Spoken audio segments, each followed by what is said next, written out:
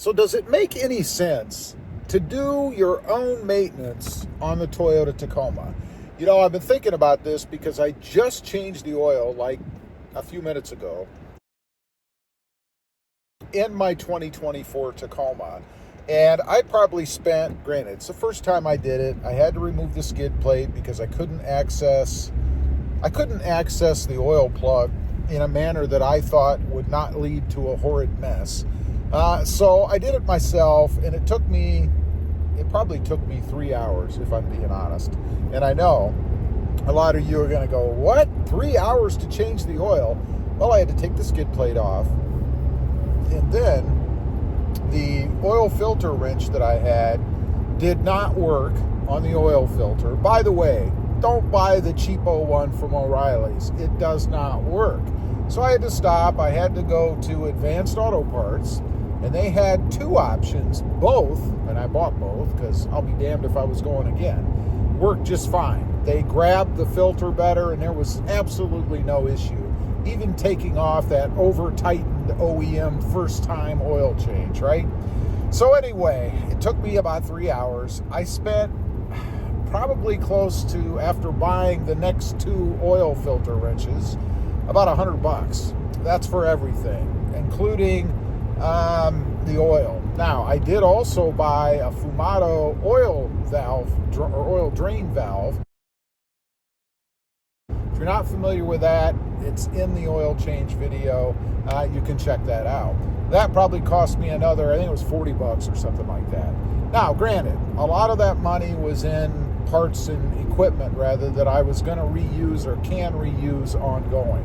So if I take off from that $100, the parts that I'm going to reuse or the tools, I'm down to about $65. So it's about $65 or so to do an oil change, give or take. You might get it down to maybe 50 if you were a little more frugal than admittedly I was. $50. Now, you go to the dealer, and I'll put the amount down below. I have to look it up as to what it costs to have an oil change done. And I'm sure it's a savings. Is it $20? Is it $50? I don't know. We'll know here after I make this video. But nonetheless, is it worth it? You know, they have all the tools. You're in and out of there. Maybe not at the dealer. You're going to spend probably an hour at the dealership. But if you go to one of these quick change places, you're out of there in no more than probably half an hour.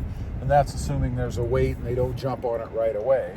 So value of time becomes a consideration, right? How much is your time worth? 3 hours of my time gone. Although for me, it was part of the job, if you will, because I made a video while I was doing it. But most people aren't YouTubers, right? So, man, I think I'm going to continue to do it, first of all, because it's content for me, and I do enjoy doing it when things go right. But it's not the funnest thing in the world to do, and I understand why people go to dealerships or fast lube places or whatever. It's a matter of convenience. Cost-wise, probably a little bit cheaper to go to the fast lube place as well. What about tire rotation? You know, that's another thing. And again, I don't know the cost off the top of my head, but I'll look it up for the video and I'll put it down below. You know, what does a tire rotation cost at the dealership? I mean, is it $50? Whatever the cost is, obviously, after you have the equipment, it'll be cheaper for you to do it yourself because you're not buying any more supplies, right? I mean, you're just rotating tires. But I have to say, tires are work. They're heavy, particularly if you have aftermarket stuff like I do. The bigger tires, the more aggressive tires, different wheels, they're not light. It's a workout. Maybe when I was 20, it wouldn't consider or concern me as much, but I ain't 20 anymore, and it's not a lot of fun. Not to mention, you have to buy some sort of a jack. I would have a floor jack. And make sure you get one that's a high lift floor jack if you have a lift on your truck, or even really if you have taller tires. I mean, those typical floor jacks may not do the job. I certainly would not recommend using the scissor jack or bottle jack or whatever comes with the truck because they suck. So you'd have to buy a jack. That's going to set you back. you're going to have to buy jack stands, because what you'd want to do is jack up, two sides, whichever you're doing first, of the truck, so that you can remove and swap tires as you go. You don't want to have to put the spare in the mix, if you will, and then take it on, take it off to move it around the truck as you go. That sucks. I've done that before. Now, if you happen to have a same size spare, for instance, if you bought something aftermarket, or even bought a standard size and replaced the temporary thing that Toyota gives you, a piece of junk, by the way, then you could move that one into the rotation cycle and not have to screw with using some other tire to swap things out, if you're only doing one tire at a time. But like I said, that's work. There's equipment that you have to buy. There is a little bit of risk to it. I mean, obviously, anytime you jack up your vehicle, put it on stands or whatever, it can fall. Certainly that'll ruin your day. I was watching another YouTuber the other day. I don't know what he was doing. He was doing something, but he had one of his tires off, and he was doing it on a slope. Why? I don't know. The car started to roll. He didn't put chocks or even a piece of wood underneath the rear tires. It rolled, it fell off the jack, and it damaged, the side of his car, the molding and stuff. It damaged the brake, the caliper. I mean, all kinds of extra money that he's now going to have to spend. He could have gone probably years of paying somebody to do whatever he did, given what he's going to spend now to fix his problems. So you have to consider that as well.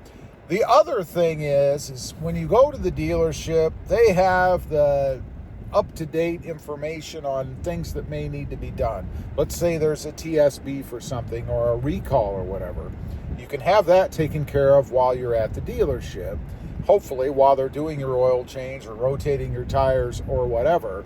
And you may not have known that something else needed to be done if you don't go to the dealership. I think for me, that's probably the biggest reason to go. Other parts that might need to be lubricated.